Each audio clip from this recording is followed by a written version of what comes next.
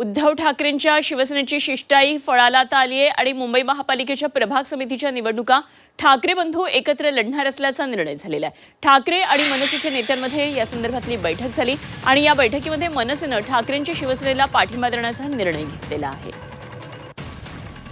महत्त्वाची बातमी, मुंबई महापालिकेतून प्रभाग समिती निवडणुकीमध्ये मनसे उद्धव ठाकरेंची साथ देणार आहे आणि उद्धव ठाकरेंच्या शिवसेनेच्या शिष्टाईला हे फळ आले। प्रभाग समितीच्या निवडणुका एकत्र लढणारे, मात्र मनसेने काही अटी आणि शर्ती ठेवल्या असल्याचं कळतंय।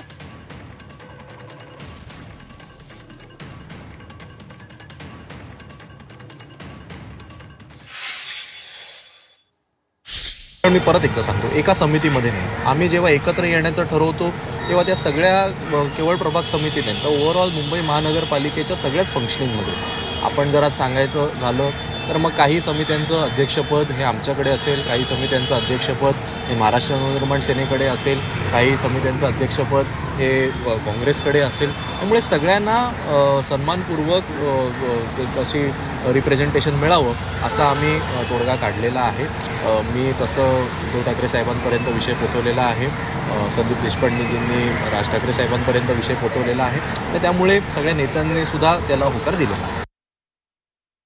पक्षा अंतर्गतल्या बैठकीमध्ये पक्षा अंतर्गत विषय होता, ते सगळे काही माध्यमांसमोर बोलता येणार विषय नसतो। पण ती कटुता आहे की तटस्थता घेतली होती की निवडणुकीमध्ये तुम्ही तटस्थ राहणार, आता भूमिका बदलली आहे का?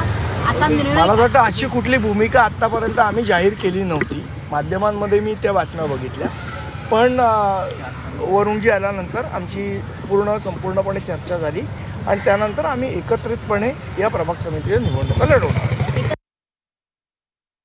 समिती निवडणुकीत मनसे आता उद्धव ठाकरेंची साथ देणार आहे, मात्र मनसेनं काही अटी आणि शर्ती ठेवलेल्या आहेत। नेमक्या काय मागण्या आहेत एकदा पाहूया आपण ग्राफिक्सच्या माध्यमातून। स्वीकृत नगरसेवक पदाच्या बदल्यात मनसेच्या प्रभाग समिती अध्यक्षपदाची मागणी,